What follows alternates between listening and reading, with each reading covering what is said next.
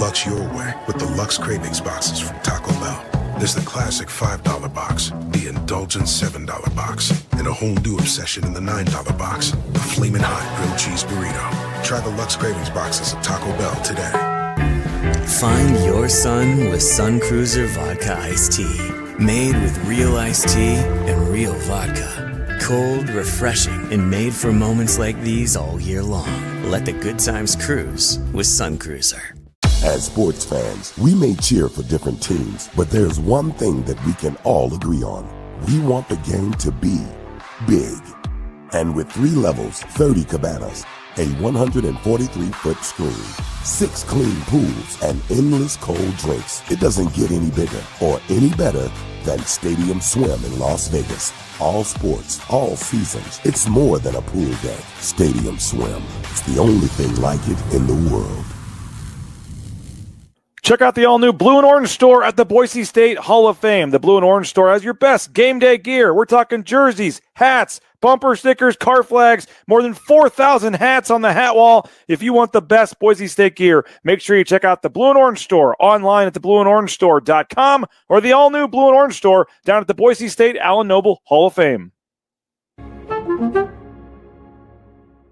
How's your day going? Going good. Thank you. Yeah.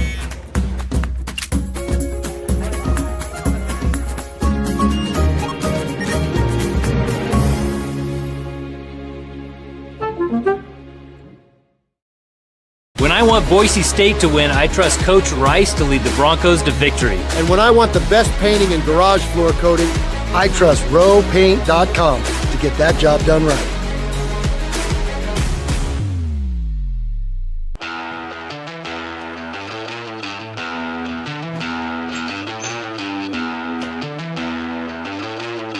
Really, guys? What? Jackson's always has those game ready. Let's go! Hey Bronco Nation, this is Boise State football wide receiver Ben Ford. I've had to face some setbacks on the field this past season, but toughness isn't about staying down. It's about getting back up. I am proud to represent Lithia Ford of Boise, where you can find the largest selection of Ford trucks that are built tough and, like me, handle the hits and keep pushing forward. Come check out the incredible inventory and competitive pricing at Lithia Ford of Boise. And when you buy here, you're not just getting a truck, you're supporting Boise State athletics and Lithia Ford NIL partnerships. Come see us at Lithia Ford of Boise, where Ford begins in Idaho.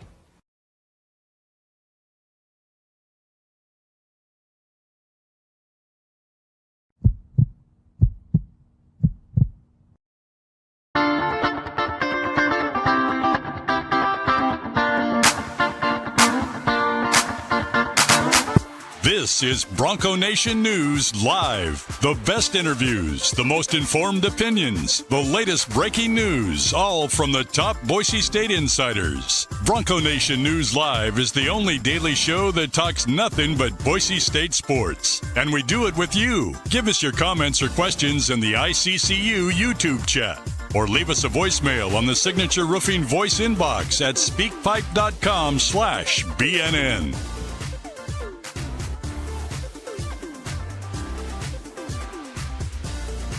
BNN broadcasts come from the Sun Cruiser Studios. Sunny days call for Sun Cruiser Vodka Iced Tea, made with real iced tea and real vodka. It's refreshingly smooth and easy to drink. Crack open a Sun Cruiser and let the good times cruise.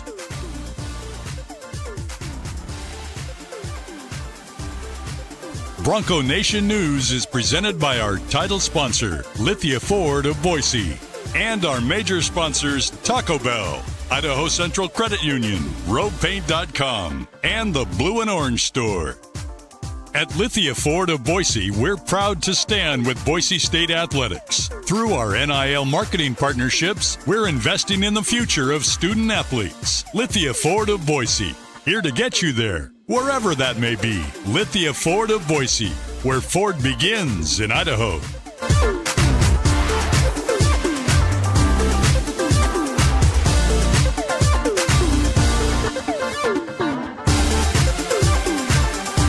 Broadcasting from the Sun Cruiser Studios, here's BJ Rains with another edition of Bronco Nation News Live.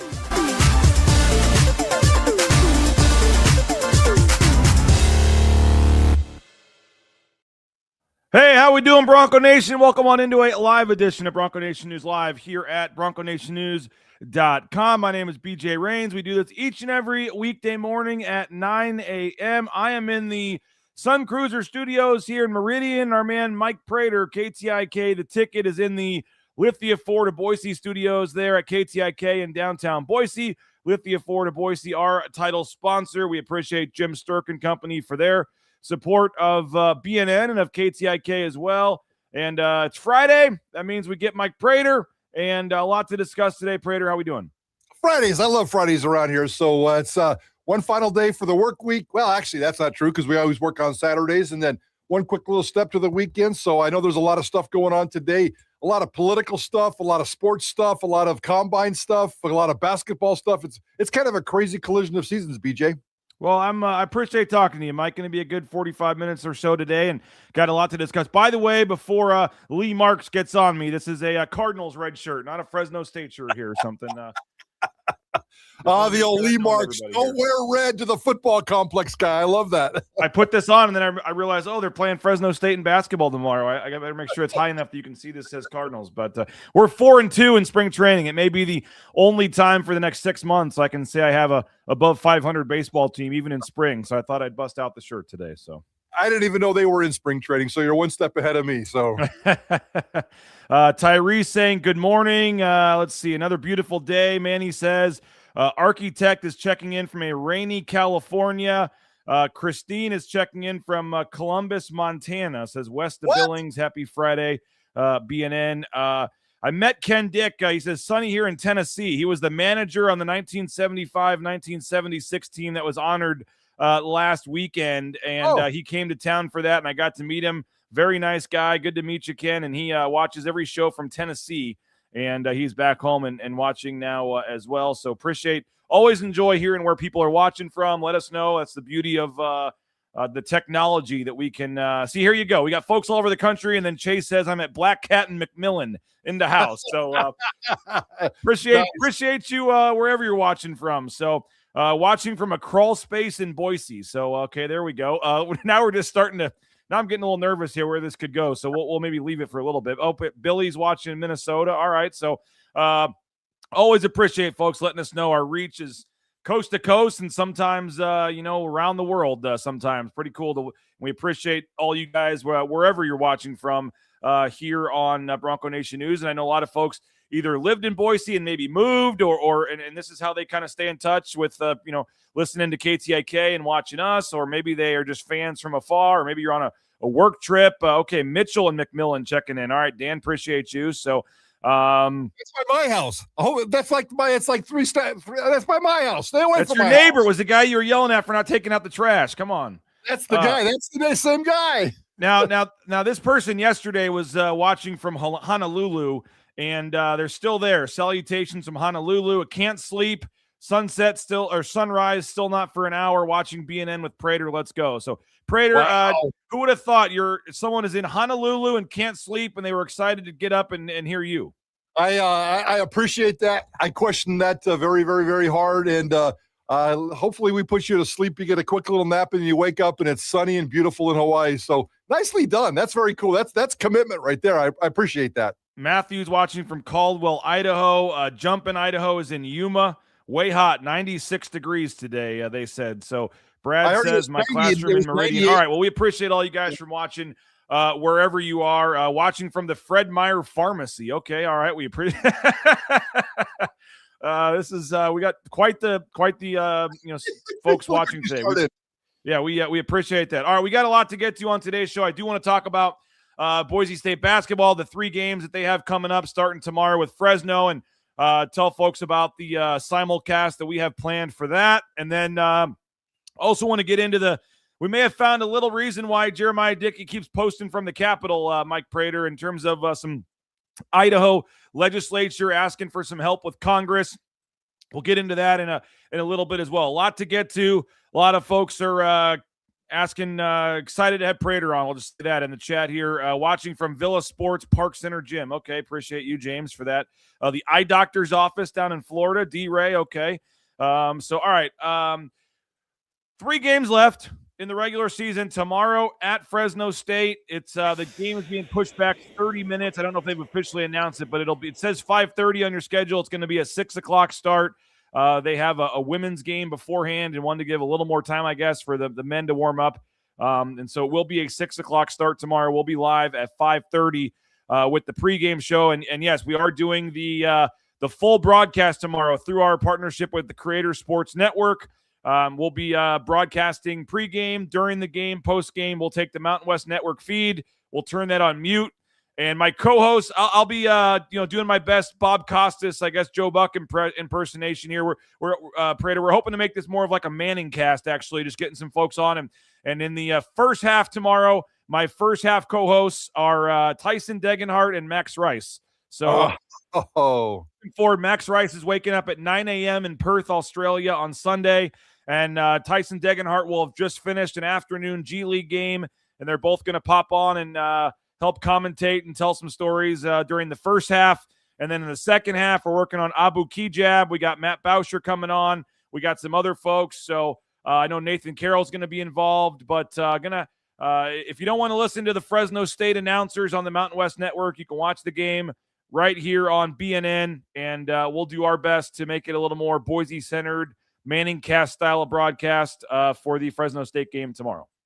Max Rice and Tyson Degenhart are two of our all-time favorites. Everybody loves those guys. To my left here is a Tyson Degenhart signed practice-worn jersey. To my right over here is a Max Rice game-worn autographed jersey. So we love those guys. Everybody loves those guys. So I wish we could claim them as our own, but they're pretty cool dudes. That's a great idea, BJ, and those guys are going to be a lot of fun. And for them to do that, the commitment to get up in Australia, the commitment to jump on the show after a G League game, and Tyson's having a nice little season, nice little run with that Toronto franchise. So it's pretty cool. That's a really cool deal. I'll definitely check that out. And I did reach out to Derek Marks as well, was trying to get him on, and I guess he's in Romania. Still, man, that guy's just still going, playing all over the world. And he did say, his text said that it would be 2:30 in the morning in Romania, and then he said, I'll have to check my schedule. So he didn't necessarily say no, which I guess is a good sign. And I guess he's getting at, how early would he have to do stuff the next day? I don't know if I want to pursue that or not, but yeah, might have Derek Marks come in the middle of the night in Romania too. We'll see. You never know those professional basketball players, late night, post midnight, hanging at the club, those Romanian clubs get kind of crazy, man. So maybe it's a club thing. Maybe he's got early morning practice, but you love that answer. What are you doing? 2:30 in the morning. Let me check my schedule. That's a busy man. Well, if we can get Derek Marks on, that'd be great. Like I said, working on Abu Kijab, some other folks as well. So yeah, should be fun. Some good comments. Still remember Max Rice, the game at New Mexico. Tell you what, sometimes you don't necessarily like a guy till he's gone. And I know Max Rice had a lot of haters out there at times, Prater, but you talk about what he brought to the table, which was primarily grit and toughness and kind of getting under the skin of the opponents and leadership and also three-point shooting. Those are two things that this team sure could have used this year. I miss Max Rice. We all miss Max Rice. And, I'll admit, and everybody knows it, that it took me a couple of years. I was never a hater, but it took me a couple of years to really warm up to Max Rice. And we had kind of a frosty little relationship in those first couple of years because he was kind of young and dumb and just kind of flinging things around and not really this structured basketball player. You could see the passion. You could see a lot of really cool intangible stuff. But those last couple of seasons at Boise State, so spectacular. And I love the character and what he did in terms of just dealing with the outside noise, dealing with the haters, dealing with the pressure of being a daddy's son. He handled it so stinking well. To this day, I still don't. I understand the curiosity about Max Rice early in his career. I certainly don't understand it late. And any BSU fan that doesn't think Max Rice was a contributor to this basket, and I saw the tweet that you got involved with yesterday, that stuff still kind of drives all of us crazy. So Max Rice, one of the all-time great Broncos, and hell yes, if he was on this basketball team, I think they'd be another couple of wins just based on the leadership, the intangibles, and the moxie that he brings to a roster. I love Max Rice. We all love Max Rice, and he's definitely worth checking in tomorrow. Yeah, he's in Perth, Australia, and they're in the preseason, I believe, of their league. I'm still trying to get the details. He can tell us tomorrow, but was talking to Leon about that the other day. He's in Perth, and they're in he went back. They're practicing, getting ready to start their their season. And I guess there's 2 kind of Australian leagues, and he's in the lower one right now, but has the chance to move up. I don't know all the rules or how that works, but he's getting paid to play basketball, and he's living in Perth, Australia, which is better than a lot of us can say we're doing right now. So, yeah, he's going to get up on a Sunday morning, about 9 o'clock tomorrow. It'll be or Sunday morning in Perth, Australia, and he'll join us. And I thought him and Tyson together would be kind of cool. So looking forward to that. Again, 5:30 we'll be live with the pregame. 6 o'clock we'll be live with the game broadcast. And kind of a sneaky game here. I mean, everyone thinks of Fresno State basketball, and you kind of just assume it's going to be an easy win. I mean, last year they were awful. They had the gambling issues with some of their players. Got kicked off the team. They had a first-year coach that's been coaching for 40 years and just an older coach, I'll just say that. And I think a lot of people thought he might be one and done, and it was kind of rock bottom for the Fresno State program. And he went and signed a lot of international players, brought back Highbrighter, an Air Force transfer that had gone to Clemson, and he's been one of the better guards in the Mountain West. And he's put together, surprisingly, a really interesting kind of unique roster at Fresno State. Now, they're 12-16. They're not, I'm not trying to hype them up as being any kind of amazing team here, but they're 12-16. They do have 6 Mountain West wins, which is more than they've had in a long time. And they're 120th in a lot of the metrics. So they're still top third in a lot of these metrics. And they at least are competitive in most of their games. I mean, they played Fresno State at home the other night, and they were up 20 on Fresno State and then ended up blowing that on the road at Colorado State. They were winning most of the game the other day on Saturday and then ended up losing a close one. But my point is, this is not going to be the typical show up in Fresno and win by 30 game. And we've talked about it, Mike. You don't really need style points at this point. You're not trying to impress a committee or anything. You're just trying to get some confidence and momentum for the conference tournament. And so you really don't care at this point, regardless of whether you're supposed to win by 1 or win by 30. Just win the game, get some confidence. With that said, and I know the KenPom numbers aren't all, but the point spread usually ends up being within a point or so of the KenPom numbers. And KenPom only has Boise State winning this by 3. So this is going to be a one of those games where you're just going to be thankful to get out of there with a win if you can get it. It's have you've all your years covering, you ever been to the Save March Center?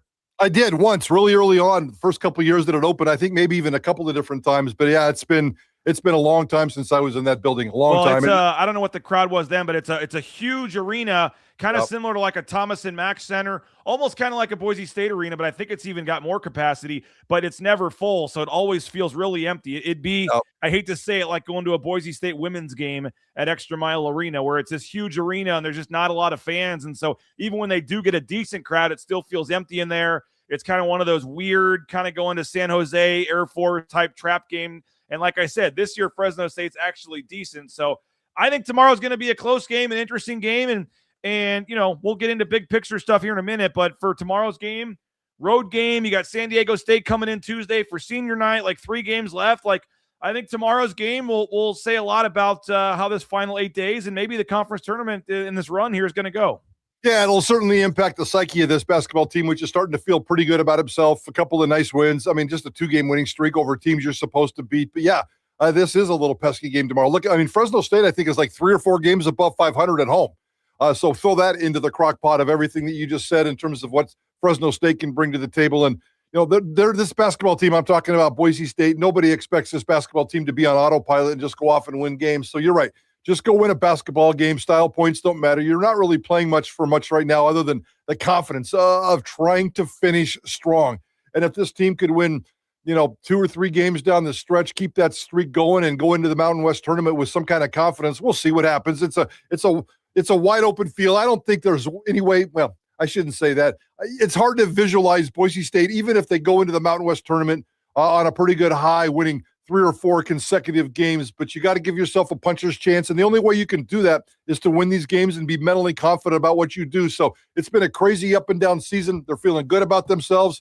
Andrews and Fielder are both kind of in a groove right now, a very consistent, steady groove. And the defense has certainly gotten a lot better. So what this team is doing to try to scrap and finish toward the end of the season is pretty inspiring. They just got to finish the job and keep that confidence high going into Vegas. Jordan says the way some fans treat Maddox Madsen reminds him of how some fans treated Max Rice, but both are 100% gamers. 100% accurate. That's a great comparison. I never thought of that comparison at all, but there is 100% of Max Rice inside Maddox Madsen and vice versa. And even body styles and personality-wise and the way they play the game, and their pedigree and their background and their fathers. I mean, that's a crazy comparison. That sounds like a good Prater column down the road. I was going to say a set. We'll be hearing that at 3:15 today on Idaho Sports Talk. But let's see. Nathaniel says, yeah, Fresno 9-6 at home, and Broncos are only 4-5 on the road. And he says they're 3-1 in their last 4 trips there, but all been within 2 possessions. So it's not as hard as it used to be for the players, Mike, because they have the charter and stuff now. It's an hour and 15-minute flight or whatever. It used to be a lot tougher, and when you had to, connect and get there, and then the next morning wake up at 6 a.m. and go back and connect in Vegas, and it's a lot different life for the players and coaches, and the hotel is almost walkable from the arena. So in terms of any of that kind of stuff now, logistics, it's a normal road game. It's nothing different. It's a like I said, there is a women's game before, so I think that limits whether they can do the shoot around beforehand or whatever. But for the most part, like I said, Vance Wahlberg, give him a lot of credit. Second-year coach there has really put a nice roster together that I would say is at least competitive. And going into the Pac-12 next year, that's really what you want, is just none of these, just absolutely awful Air Force, San Jose type teams. And we'll see how. But from year 1 to year 2, Fresno's made huge improvements on basketball, and with Matt Entz there, for the football coach, I know they had 9 wins in his first year. Prater, I mean, Fresno State's one of the teams that I think at the time when they joined the Pac-12, there was maybe some people saying at the time kind of what are they really one of the 3 or 4 you want to bring here, and if you got to bring them, and then them coming might proclaim might keep some other teams from coming back or whatever in terms of Stanford or Cal or whoever at some point. So I know they were. I don't know if controversial is the right word, but certainly people had some takes on Fresno. But football, I think, is certainly looking like that's going to be fine. They've got to upgrade some facilities. I mean, we talk about the basketball arena, the Bulldog Stadium or whatever it's called now is worse in a lot of ways, and just the concrete. Than I mean, it reminds me of Memorial Stadium where the Boise Hawks play. It's just a slab of concrete and not in great shape. The walk to the locker room, as is a mile away around the corner where fans are right there on you. I mean, they're going to have to upgrade some facilities, but football is at least, decent and won 9 games last year. And if basketball can at least be competitive in most of their games, and like I said, right now their metrics are so that it's not it's actually a game that helps you if you beat them in a lot of ways. So Fresno will be joining Boise State to the Pac-12. So this will not be, I was sad. The only way I could do this game, Prater, this broadcast I want to do is to not go. Because there's too much of a delay when they send me the feed, and I've tried to do it at the home games, and it just doesn't work. And so I had to say, okay, is it worth going to Fresno and paying the $1,000 whatever for the trip and the layovers and all that, or should I do this? And I also, I think they were 1-5 in the league when I was also making this decision. So decided to stay home and do this game remotely so we can do this broadcast. So, but I am happy that the Dogfish Grill there with the tri-tip sandwich, I'll get to see that next year for football. Nice. Yeah, no, well said on Fresno State. And the only thing that I really worry about Fresno State, it's almost like a Reno in terms of the demographics of that community. There's not a lot of money. I mean, they have to scratch and claw and fight for every penny in those communities, which, a lot of people in those communities are just trying to work hard and feed their families. And, the economy in Fresno, the economy in Reno, that severely impacts those athletic departments, especially in this day and age of name, image, and likeness and revenue share and community sponsorship. So I think Fresno State's always going to be able in football and basketball to grind, but I'm worried about the consistency of it. They need to be awesome. They need to be brilliant going into the new Pac-12. There's a proud history in the Central Valley of California, and there's a proud history at Fresno State of football and basketball, and that's too bad that the economic times have changed that community just like it was Nevada. So I kind of worry about Fresno in the long term. Let's hope they can keep making smart coaching decisions and bring in some of these players and take advantage of some of these rules and build your rosters maybe, piecemeal every single year. But fingers crossed that Fresno State keeps this thing going. All right, 3 games left in the regular season. You can let us know in the ICC YouTube chat what's your best guess for a record for Boise State in the 3 games here, and we'll keep this discussion going in just a minute. But you're watching a free show here on YouTube, and that's because of some of our great sponsors like Jim Sturk and Lithia Ford of Boise, online at lithiafordboise.com. You see Ben Ford there. They've got all different kinds of players, coaches, administrators. They're taking care of vehicles, NIL deals, things like that. So return the favor, folks, for your next car or truck purchase. Make it at Lithia Ford of Boise. It's Friday, so that means it's time to enjoy some Sun Cruisers this weekend, whether it's the iced tea vodka, the lemonade vodka, a lot of different flavors. Sun Cruiser I'm not a big tea guy myself, but you mix it with some vodka, and I love the Sun Cruisers. And like I said, they have the strawberry lemonade, pink lemonade that don't even have tea in them, just straight lemonade vodkas. You can get them at a Jackson's. You can get them at a Ridley's Family Markets, your local gas station or grocery store. Get that variety pack and enjoy a Sun Cruiser with us tomorrow. If you can, prove it and show us that you're watching the game with us tomorrow and having a Sun Cruiser, and you post something to social media about it, we'll try to hook you up with some sort of raffle for a prize or something. We want to have some fun with that tomorrow, and our studio sponsor, Sun Cruiser. Idaho Central Credit Union, ICCU.com. I've been telling you about this lately, but they're donating $25 per made free throw for the home games at Extra Mile Arena. They donated $425 from the 17 of 19 performance the other day against Wyoming. Idaho Central Credit Union, best in the business. It's you don't really realize what you're missing until you make the switch. I know Prater is a ICCU member. I believe Tust is as well, and Idaho Central Credit Union, ICCU.com. All right, be rooting for the Broncos tomorrow, but more importantly, root for 75 points. If the Broncos get 75 points, you get a 75-cent fountain drink from our friends at Jackson's just using that Let's Go Rewards app. Again, 75 points, home or road, gets you a 75-cent fountain drink 2 days after the game, so that would be on Monday. And don't forget about their 99-cent hot chocolate coffee as well, using that Let's Go Rewards app. Taco Bell, TacoBellWorks.com. We appreciate the SON Management Group, Nicolason family. Visit a Treasure Valley Taco Bell location today, whether it's the breakfast quesadillas, the crunchy chicken strips, the Cantina Bowls. Johnny was telling us about some new menu items yesterday. Taco Bell, appreciate them. Visit a Treasure Valley Taco Bell location today. And Travis Hawks and Company, the Blue and Orange Store, online, theblueandorangestore.com. Check out the Blue and Orange Store, theblueandorangestore.com. All your Boise State gear, bumper stickers, car flags, jerseys, hats. They got it all, and they can customize that jersey for you there at the Allen Noble Hall of Fame in minutes. And Mike, I'm not sure if this would surprise you or not, but I was trying to get Travis to jump on during the broadcast, and he's taking his wife to the Lion King tomorrow night, so I have to figure out the logistics of when he can come on. But he said he was planning to, rewatch the BNN broadcast of the game when he got home. Would you be is your wife somebody that's begging you to go see the Lion King musical down there? Already been. Went last week, so it was awesome. I love that kind of stuff. I know. How was it? It was great. I mean, this is a Broadway type production. This is a national Broadway touring show, and I always joke on our show, and Johnny makes fun of me, but I'm kind of one of those Broadway freaks. I've been to like 13 Broadway plays. I've been to Broadway plays in San Francisco, New York, London. It's kind of a weird secret pleasure of mine. So anytime a big Broadway play comes to Boise, I'm into it. But for me, the Lion King was about the nostalgia, because this is the only thing you'll appreciate, BJ. It came out in 93, 94. My son was 3.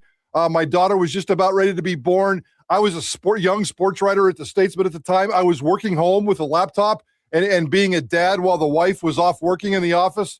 I would plug in Lion King, man, and I have 2 hours of the best babysitter you could ever possibly get. So I could crank out a lot of work. I could crank out a column, a story, a game preview, a feature thing, and then I would plug it in again and give me another 2 hours, and the Lion King was the greatest babysitter I ever had. So I just had to pay it back and go to the play, and it's a cool play, big production, and a cool thing at the Morrison Center. They do a nice job at the Morrison Center. Yeah, I've heard great things about it. So yeah, looking maybe try to get out there before they're done. And they're not a sponsor or anything. We're just giving them free. No, it's the production's really cool, and the story's got nostalgia to it if you grew up in that area. Otherwise, there is no sports involved whatsoever. Yes, no. All right, so but we're trying to get Travis Hawks, if we can make it work scheduling wise, to pop on tomorrow as well. But the 6:00 time on a Saturday for a road game, not ideal when folks have plans and things. Now, last week, by the way, that's Travis Hawks, the brand new award-winning Boise State Distinguished Alumni. Didn't he just win an award? Yes, that was with the College of Business and Economics, I believe. He won a big award through that as a distinguished alumni. I don't know all the details on that, but not surprised. Not surprised at all. No, very well deserved. Congratulations to him. Now, earlier this week, you guys did a segment on your show on, I think it was Wednesday, like, do the last 2 games change your thoughts at all about this team or the rest of the season here?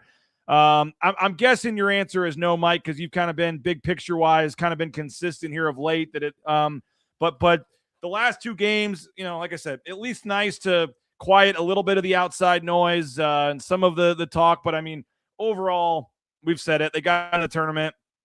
you got a couple more games here, and then you go down to Vegas and you see what happens.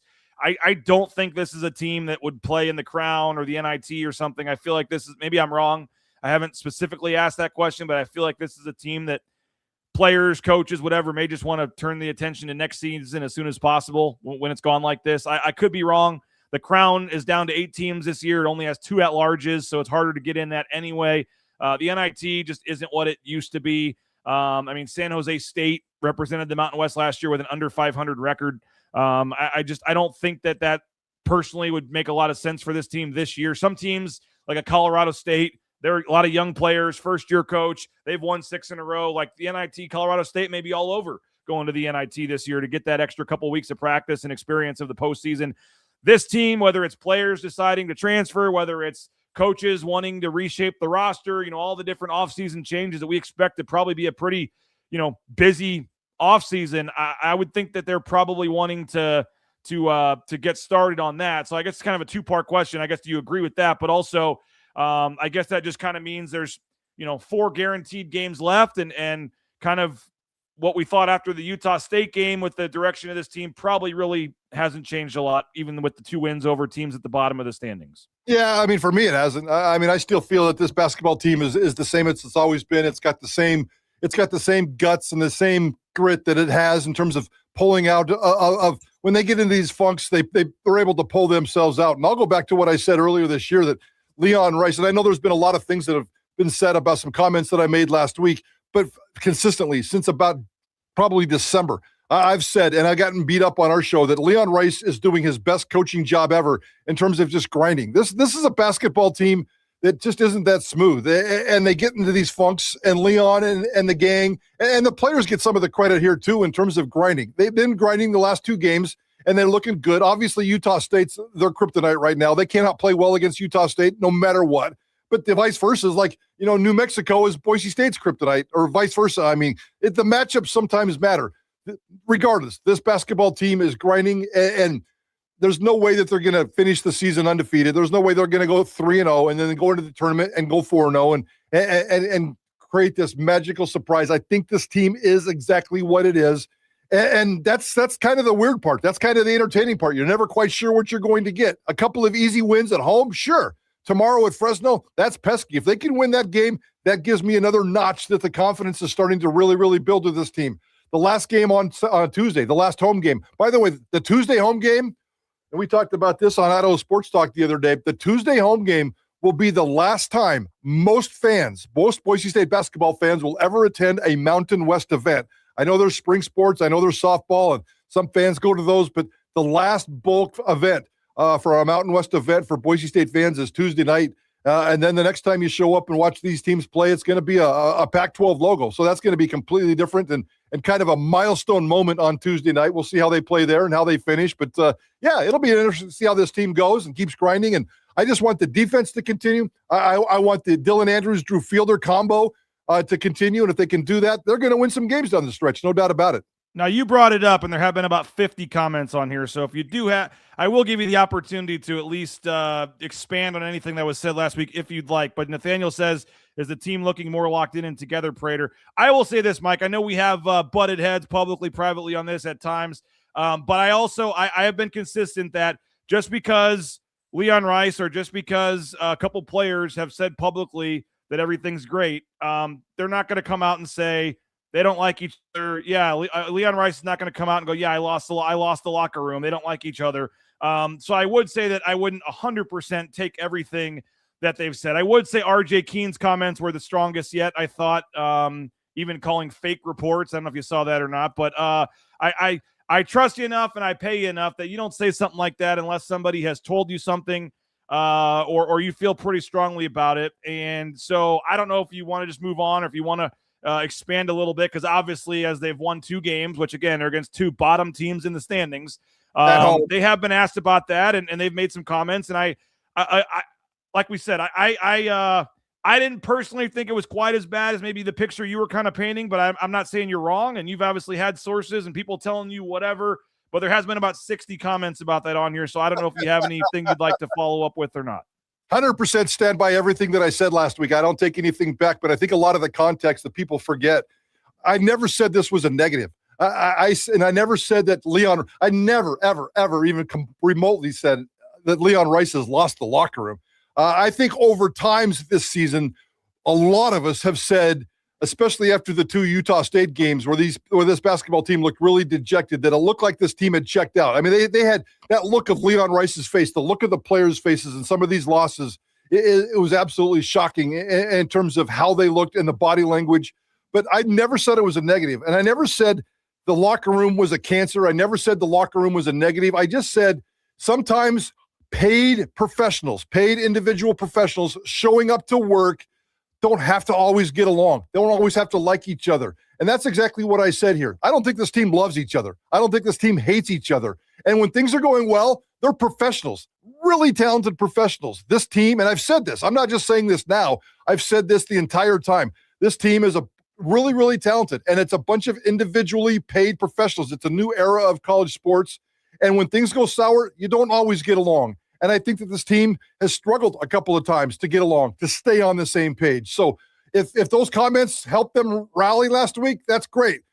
RJ Keene's an emotional leader of this team. And if he says something strong, I would expect the players on this team to rally around a guy like RJ Keene, who's a fantastic leader. I love everything about RJ Keene except for his offensive liabilities when he starts. And I've been very, very consistent about that. Everything else that he does, he brings to the table is a positive to this team. So let's see how it finishes. I mean, there's still signs of everything that I said last week that are still true, but this team's rallying, grinding, working hard. You and I mean, you and I are the exact same examples. We've been kind of feuding over the last couple of days here, some in public, some privately, and maybe we like each other, maybe we don't.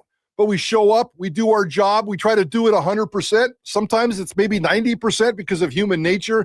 Sometimes maybe you lose a basketball game by 2% or by 2 points because things got a little squirrely. So it's not like it's this big negative thing. It's almost like it's okay. It's okay, and it's just a part of life, and I really like the way this team is scrambling. But in terms of what I said, I'm sticking with it 1,000%. There is no apologies to this team. I still believe everything that I also said, but it wasn't negative. It's more about the reality, and let's see how they finish, and maybe there's some truth down the road. If this team decides not to go to a postseason, if this team breaks up at the end of the season, there'll be some intangibles. If this team goes to a postseason, finishes strong, and outside of the guys that are out of eligibility stick around, then obviously they got their act together and they figured some things out. So much drama and so many storylines to watch over these next 4 or 5 games.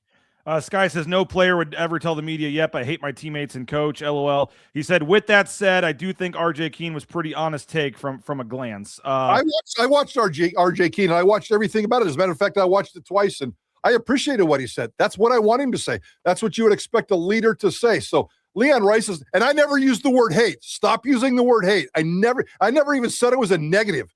I just said sometimes you go to work and you don't always like your opponents, but you're being a professional. You're getting paid. You're doing your job. That's the most negative I think I said. So no cancer, no hate, none of that other kind of stuff. And I would expect Leon Rice to say, no, my team is kind of, they're doing what they can. I'd expect RJ Keene to do what to say what he said. So I appreciate the way that they've all rallied. That's the way you're supposed to do it. Let's see how they finish. I don't know if you just heard my phone go off. I just got a text, and I looked down. It was from Leon Rice, and I said, uh-oh. But it was Abu Kijab's phone number because I'm trying to get him on that show tomorrow. So there you go. Safe, at least for now, Prater. Tell Leon, hey, leave me alone. I'm talking to Prater. I will say, and again, my whole thing was just that I'm not in the locker room with these guys. I haven't had anybody tell me that. You obviously have. I didn't question your reporting or say you're wrong. In fact, I assume that whoever told you 100% knows what's going on. I can only go off what I see. And I did see about 9 players sitting together at the women's game the other night. I have seen, in the last 2 games, I was looking a little more intently at the bench. And when one guy doesn't pass the ball and posts up and dribbles the ball for 20 seconds and shoots, what's the body language like of the other guys on the team? And I thought, again, maybe it was just me looking for something. I don't know. But I thought I saw kind of more pointing, in terms of nice pass, more fist pumping. I thought I don't personally see with my own eyes, and no one has specifically told me a lot of what you're saying, Mike. But again, that doesn't mean that what you're saying is even 1% wrong. I'm sure on a team with this many guys and guys making NIL money that they're not happy. This guy's making more than them, whatever. But wouldn't it be great if maybe it goes the other day and the other way and they do try to quote unquote, prove Mike Prater wrong and maybe go on this big run. And I think, Mike, if they win the Mountain West tournament, I think Mike Prater needs to get up on the ladder and cut down a piece of the net here for helping fire this team up. Yeah, I'm not sure Leon Rice would allow that to happen, and I'd probably just fall off the ladder anyway. And then all of a sudden we got our big old liability issue on our hands as a big fat sports writers laying on the ground. So probably don't want to go there. And there is no way that this team, in terms of wins and losses and the way they play, is impacted by something I said on this show. But if they heard that and professionally and with some individual pride, and I've always thought that was there. That's the key word here: individuals. And in a transfer portal era, it's really hard. I've always said that there are two kinds of coaches. There are developmental coaches, and Leon Rice has been a developmental coach his entire life. Now he has to be a transfer portal coach. Completely different. And even he is learning on the fly and trying to grind. And it's not always smooth in terms of bringing in high-paid, individual, high-talented, alpha male dudes and making it all work. And again, that takes me back to the Leon Rice grinding his ass off this season. You've probably heard the same things I've heard. They've practiced harder over the last 4 to 6 weeks than they've ever practiced before because Leon Rice is out there trying to push these buttons because he sees the lows on this team, and he knows the lows on this team and why they have lows, but he also sees the highs. That's part of the reason why this basketball season has been so frustrating because we've seen both. We've seen good and bad, and this is a very talented roster. It just doesn't always mesh. Big question now is, can it mesh over these next 4 or 5 games and keep it going? That'd be really cool to see. Trust me, I'd love to see it. I would absolutely love to see it. But I'm also a little bit skeptical that at the end of the season, they're going to probably lose a couple of games. This thing's going to be over, and then I'll be very curious as to what happens after that. Well, and yeah, there's definitely going to be some changes and turnover and things, whether it's coaches, players, and we can get into, here in a couple of weeks. But I mean, this is my 13th season. You've been here longer than I have. Can you remember a time, and I'm sure there was probably a year way back when, but I don't remember just, you mentioned the highs and the lows, just the Jekyll and Hyde of this team, the positives, the negatives, even within games, for 20-minute stretches, they look like they're unbeatable against Nevada. They're up 32-9 or whatever it is. And then the other team comes back and it goes to overtime or whatever the scores have been in some of these games. I mean, they've obviously shown they can lose to anybody first game of the season, losing to a Division II team, but they've shown that they can take San Diego State to triple overtime at Viejas. They can beat Nevada. They can beat New Mexico twice, including down at the Pit. I mean, somebody said I would be 0% surprised if they make a run in Vegas. I don't know if I'd be more surprised if they won the tournament or I guess which I'd be less surprised in, if they lost in the first game by 20 and fizzled out, or if they won the tournament or at least got to the championship, or even these next 3 games. These are literally, if you look at the stats here, it's going to be a 1 or 2 point or 3 point spread in every game of the last 3 games of the season here. They could go 3-0 or they could go 0-3. And it just seems to me like that's all these other coaches, I don't think it's coach speak. Like the Utah State coach said, they're going to be the most dangerous team in the conference tournament. Like I could see him going on a little bit of a run if it all clicks and Carmichael's hitting his shots and they, have one of those nice stretches, but they could go 5 of 25 from 3 and lose in the first round. And we're all going to go, yep, should have seen that coming. I mean, it does seem like there's a wide delta here with what we've seen and what we could see here down the stretch. 100%. And think about this, guys. If you think that Prater is so off base and I'm creating these scenarios that don't really exist, look at the football team. I mean, the football team, to some degree went through the exact same thing the basketball team did right here. We saw lots of angst. We saw lots of public frustration with this basketball team. We saw players and coaches kind of publicly getting after each other a little bit. We saw highs and we saw lows. And this is, again, a product of the transfer portal, a product of name, image, and likeness, a product of mixed results in the middle of a season. And it's human nature to get frustrated. It's human nature to point fingers when things go wrong. And it was just kind of a really weird, awkward football season, even though at the end of the day, they tried to accomplish and they were able to accomplish what they wanted. So that's kind of the cool thing to see it all kind of come together. And maybe that's kind of what we're hoping here with this basketball team. I'm not quite sure we're going to get there in terms of a conference championship team like we did with the football, but there's a lot of angst and a lot of public stuff going on. So it's been a fun season. I know there's been a lot of frustration. I guarantee you it hasn't been fun for Leon Rice, probably one of his most challenging, frustrating seasons, but that's who Leon Rice is.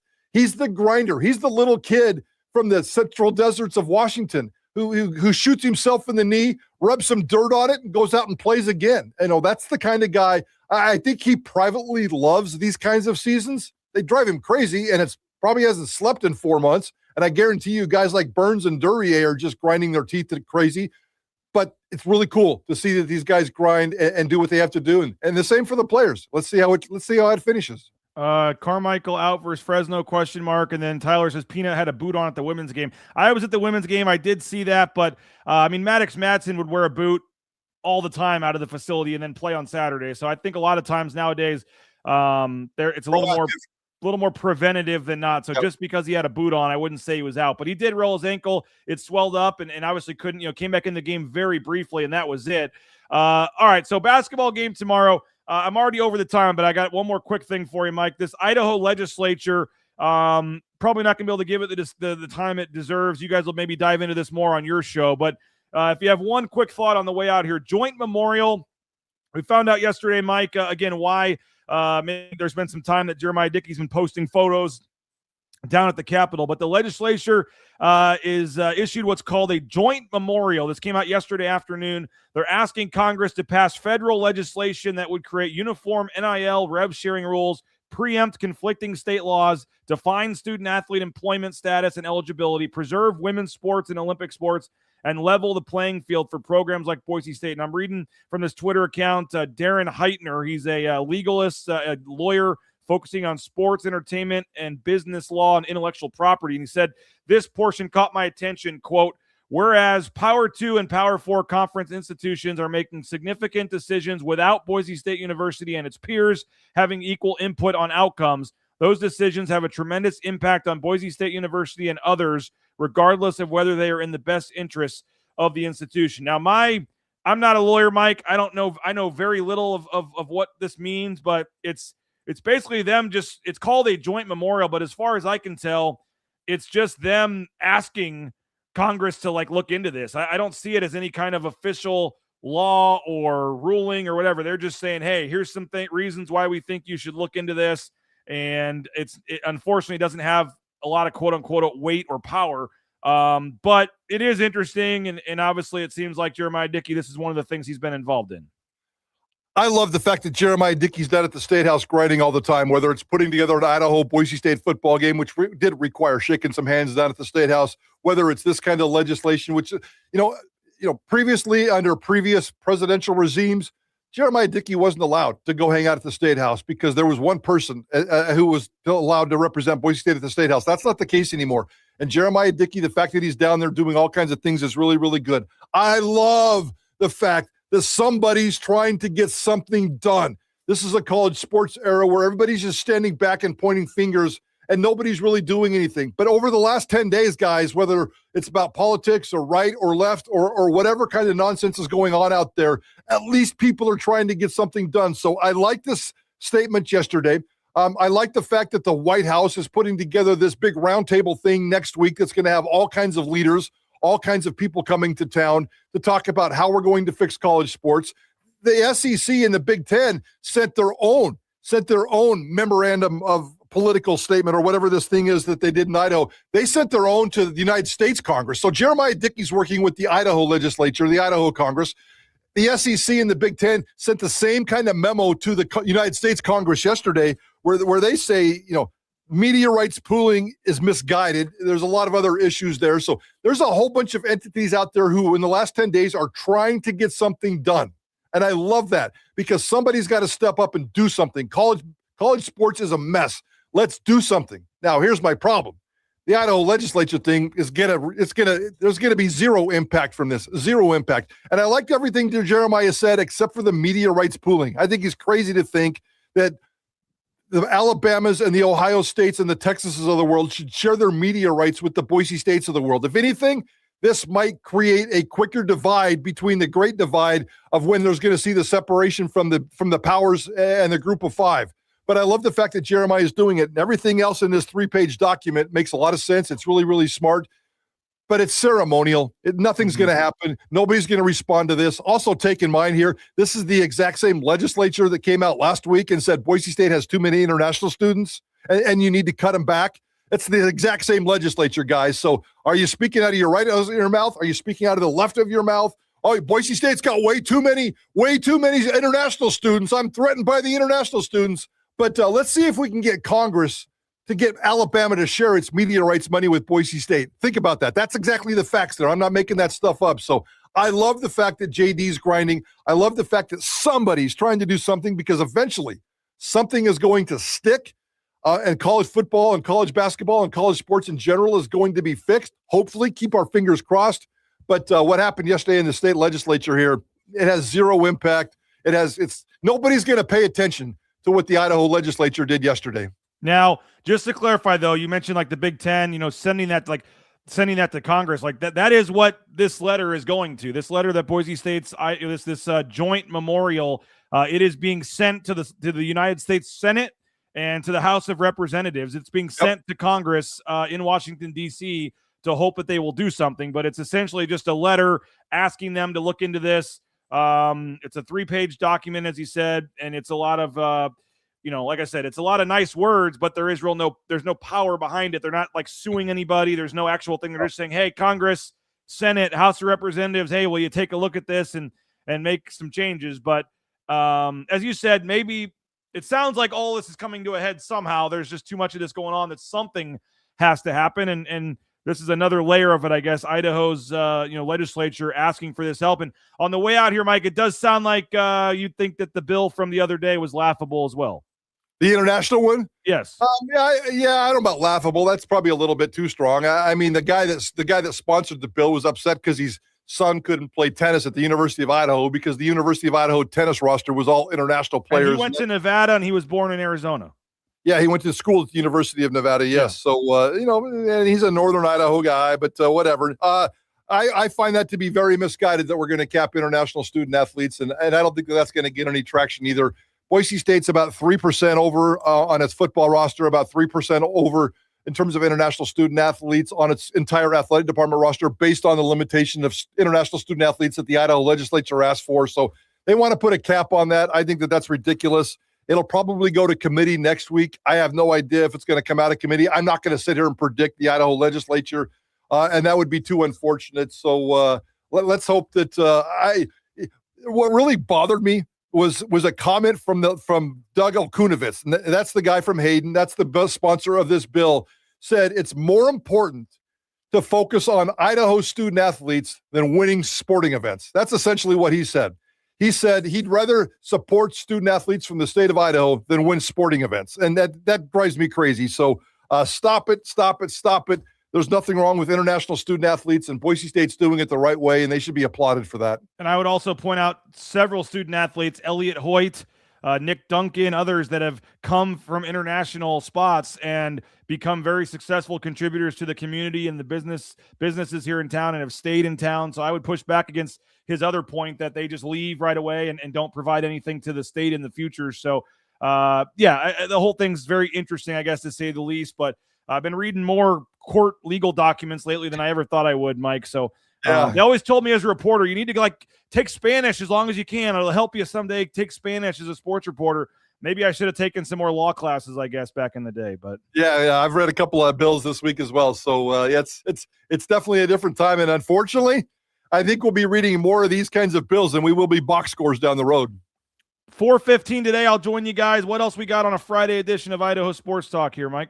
Let's celebrate the golden weekend of Cage Casey, Boise State left tackle. The NFL Combine's going on right now, guys, and Cage Casey from 11 to 3 on Sunday on the NFL Network. Offensive linemen will be working out at the NFL Combine. Indianapolis, Cage Casey, one of a few group of 5 offensive linemen out of 50, 60 offensive linemen.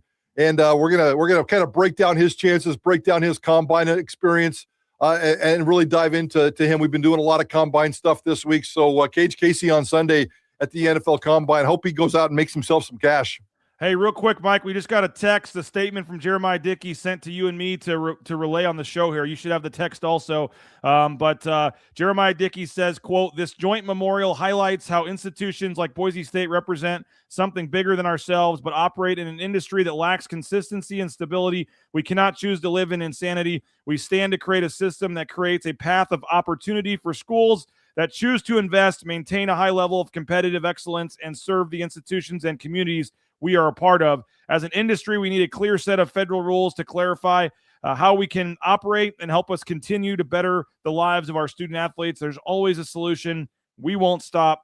We are bar raisers. So there's Jeremiah Dickey's comment basically confirming that he was a big part of this document here. I know you guys will have more on that probably on your show. As I said, I'll join in. Yeah, I had Cage Casey on the list here, but I already kept you 55 minings here, Mike. So I appreciate you. Sorry for going over here and a lot going on. And we appreciate you, and we'll be listening 3 to 6. Talon Green, I don't know if you guys have talked much about him, but that's going to be exciting too. Him and Eric McAllister. I know folks are watching them at the Combine as well. So lot of reasons to be watching this weekend. And what today is just interviews for Cage Casey. I think we've decided he's just meeting with a lot of teams today, and then he'll do all of his on weightlifting, media, all that kind of stuff tomorrow, and then work out on the field on Sunday. So a lot of medical stuff today, a lot of interviews. Talon Green and Eric McAllister both work out tomorrow on the NFL Network. That's an 11 a.m. to 6 p.m. window. So it's 7 hours of coverage with quarterbacks, wide receivers, and running backs. And we will definitely see Talon Green. And I think Talon Green is going to be a rock star at the Combine. You know his athletic freakism. So we're going to see Talon Green throwing footballs with an NFL teammates tomorrow. Can't wait to see that. Oh, what's his 40-yard dash time going to be? Oh, man. I think he might get 4.4, maybe even dip into the 4.3s. That's probably pretty fast. But he, of all the players at the Senior Bowl, they clocked everybody with GPS units. He was the third fastest player of everybody at the Senior Bowl, clocked in at 20.4 miles per hour. Wow. And Adam Engroff was saying yesterday he thinks some teams might ask him to take a look at wide receiver too. I don't know what would happen at that at some point, but obviously has the speed and the size and an athlete, and we'll see. Mike, appreciate it again. Sorry we went long today, but 3 to 6, Idaho Sports Talk. We'll be listening to you and Johnny and Bob and the whole crew there, and Greg Frank, and then I'll be happy to join you guys at 4:15. See you then. There he is, Mike Prater. Appreciate him as always for coming on. I'll keep this thing rolling for a little bit longer if you guys got some comments, and I'm not really in a need to hurry out of here. We can talk about the Combine and a few things, but Mike was nice enough to go over and give us almost an hour of his time today. So Bauscher Real Estate, #1 ranked realtor in the Treasure Valley is Matt Bauscher, online at bauscherrealestate.com. The Rains family, we bought and sold our home with Matt and his team. Tremendous customer service. Every step, no stone left unturned. If you want someone that's going to fight for every dollar for you, that is Matt Bauscher and Bauscher Real Estate, online at bauscherrealestate.com. Hey, Signature Roofing, check out mysignatureroofing.com. All your roofing needs. Signature Roofing, covering our community one house at a time, one roof at a time. And whether it's a re-roof, completely a new roof, whether you need a repair to your roof, whether you want an inspection, whether you need just a price quote, an estimate, all your roofing needs, make sure you hit up Signature Roofing, and we appreciate the whole crew there at Signature Roofing. And Joel, again, online, mysignatureroofing.com. But when you're ready for a new roof, folks, look no further than our friends at Signature Roofing, and tell them you heard about it on BNN. They'll hook you up with a nice deal there. Signature Roofing, online at mysignatureroofing.com. Hey, Element Fencing, if you're on the fence about a fencing project, now's the time to get that thing done. 25 plus years in the fencing business for Brady and his crew. They're ready to help you build that perfect project from the ground up. And elementfencing.com, and they can do decks, pergolas. I mentioned cedar, wrought iron, vinyl. Again, folks, all your fencing needs, let Element Fencing take care of it for you. Let them know BNN sent you, elementfencing.com. Ridley's Family Markets, shop ridleys.com. They got locations across the Treasure Valley, the state of Idaho, surrounding states, almost 30 locations in all. Love that Kuno location there. Ridley's Family Markets. And if you want to support local folks, an Idaho company, support somebody that truly, supports Boise State and is a big fan of the local teams and giving back to our community, that would be Ridley's Family Markets. Again, online, shop ridleys.com. Hey, the Painter for a Day project at ropepaint.com is the perfect opportunity for you. If you got that, small project in your house you need done, maybe a couple walls you need painted, you don't want to do it yourself, you provide the paint, they provide the painter. The Painter for a Day project, one of the many great options from our friends at rowpaint.com. Hey, transportation compliance service, if you're looking for a new job, you want to get into the transportation industry, maybe transportation compliance service, the trucking industry is booming right now, and they can help you every step of the way, whether it's DOT, overweight, all the permits, all the things you need. Transportation compliance service, online, transcompservice.com. So if you're looking for that job, you're looking for that new opportunity, they got you covered online at transcompservice.com. All right, Boise State playing Fresno State tomorrow. Let's see what else we got in the comments here. Will BNN be able to stream the spring game? I don't think so. You got to pay for the rights of that. I don't know if Boise State plans to stream it themselves. I've asked in the past, and it's not cheap. I have had some options. I think last year, the year before, there was thoughts of trying to do that and trying to get Winston Venable and Kent Riddle down there on the sidelines interviewing players and stuff, and having Brad Bedell or Mike Sanford or whoever up in the booth with me and broadcasting the game. We've definitely looked into it and thought about it, but it's pretty expensive. And Boise State, they haven't been able to want to do that. I know that the Mountain West Network has some rights to that, so I don't know. I would guess that's not going to happen because it's just too close to it at this point. But certainly in the future, that's something with BNN that I'd like to get into more in the live broadcast and things like that. We were supposed to do a softball game a couple years ago, and that was canceled because of rain. So we will have the game tomorrow. We're broadcasting the Fresno State game tomorrow. Hopefully you'll join us. If you're late getting on, Tyson Degenhart, Max Rice going to join us during the live broadcast. Abu Kijab, some other players, former players, hopefully will join us as well. So the game is on the Mountain West Network tomorrow, which means you'd have to go on your Mountain West Network app.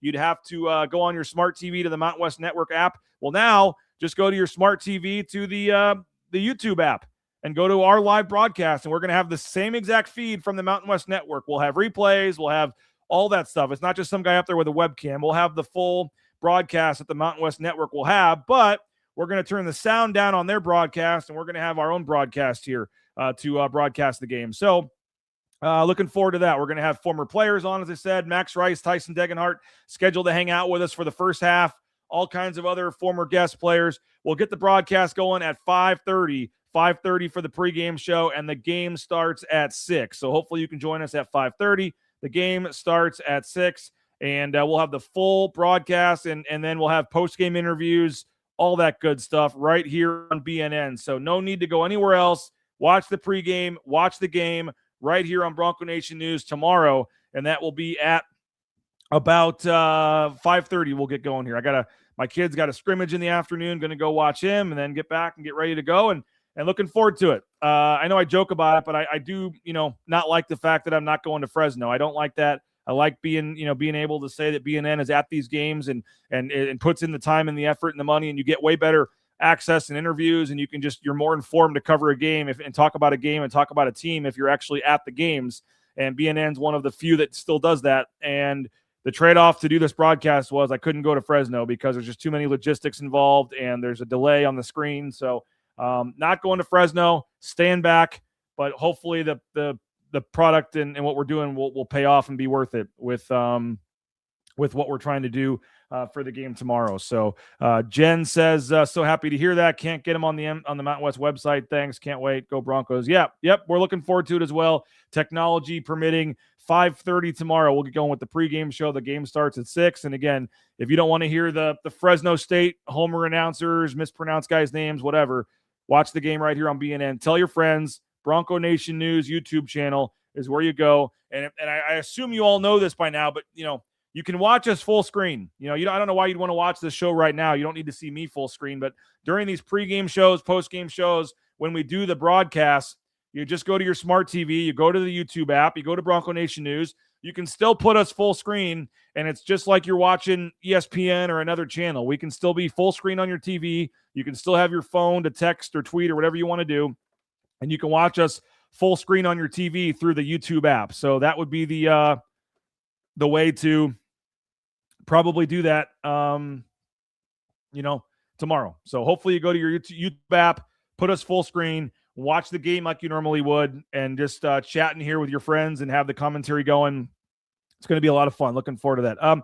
Unless I missed the injury report that already said he's out, I don't know that it's for sure that he's out. I still think there's a chance he could play, but I think RJ Keene probably is ready to move back into the starting lineup with the way he played the other day. So I would guess RJ starts, maybe even if Peanut does play, but I haven't seen anything that says Peanut is for sure out. We are having interviews at 12:15. 12:15, we'll go down and talk to Leon Rice and some players at 12:15.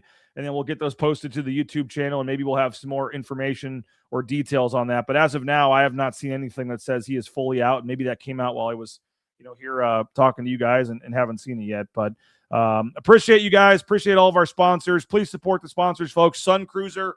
And tomorrow night, have a Sun Cruiser. I got another old one over here. Sun Cruiser. Have a Sun Cruiser with us tomorrow. This is the lemonade tea version, and highly recommend that. And there's all kinds of flavors. But tomorrow night, let's have a little fun with it. I'll have a Sun Cruiser while I'm chatting with you guys. And who knows, by the second half, we get a couple of these Sun Cruisers. Could be a fun second half, fun post-game show. But if you're not covering the game and you're sitting in your office, there's no rules against having a Sun Cruiser. So Brian is going to the game. He says, we'll get by without you. Go Broncos.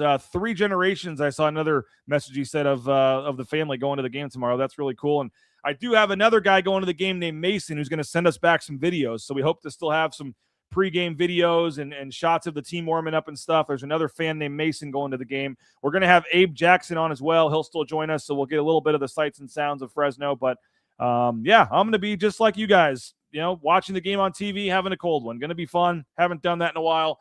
And anyone that goes out and gets some Sun Cruisers, even if you've never had one, I actually would prefer people that have never had a Sun Cruiser. Crack one open with us tomorrow for the game. Tell us what you think. And if you post to social media that you're watching the game having a Sun Cruiser with us, we will do a prize pack, and we'll get you some cool prizes from Sun Cruiser. So hope folks will have some fun with it tomorrow night, because we certainly will here at BNN. So thanks to Sun Cruiser. Thanks to Lithia Ford of Boise, our title sponsor. Lithia Ford of Boise online, lithiafordboise.com. You can view their full inventory of vehicles. And when you're ready for that new or pre-owned Ford vehicle, they got you covered at Lithia Ford of Boise. So appreciate them. Appreciate you guys. Thanks to Mike Prater. Going to head down to Boise State and do some interviews again. We'll see you tomorrow, 5:30 Mountain Time. 5:30 Mountain Time. The game is scheduled to start at 6. Your schedule may say differently. They pushed the game back 30 minutes due to a women's game, so the game is going to start at 6. We'll start our live coverage at 5:30. We'll go straight through the game. Tyson Degenhart, Max Rice jumping on the first half. Hopefully some other players jumping on in the second half. Coach Rice and a current player on the post-game show. A lot of stuff planned. Going to be a lot of fun. Tell your friends and join us on BNN 5:30 on Saturday. So go read BroncoNationNews.com. In the meantime, you can subscribe. 50% off. The offer is still going. 50% off for your first year at BroncoNationNews.com. Half off. Great deal. You can read all of our spring football coverage. We're going to have 10 spring storylines, a countdown to spring camp that Nathan's working on. Chris Van Sickle's got a lot of recruiting stuff, Prater's columns, all kinds of great stuff. So go check out BroncoNationNews.com. And we appreciate you guys, and we will talk to you later and see you at 5:30 tomorrow for the Lithia Ford of Boise pregame show and our broadcast at Boise State and Fresno State. 3 games left. Tricky road game for the Broncos tomorrow at Fresno, and we'll have you covered every step of the way online at Bronco Nation News and BroncoNationNews.com. Take care, everybody.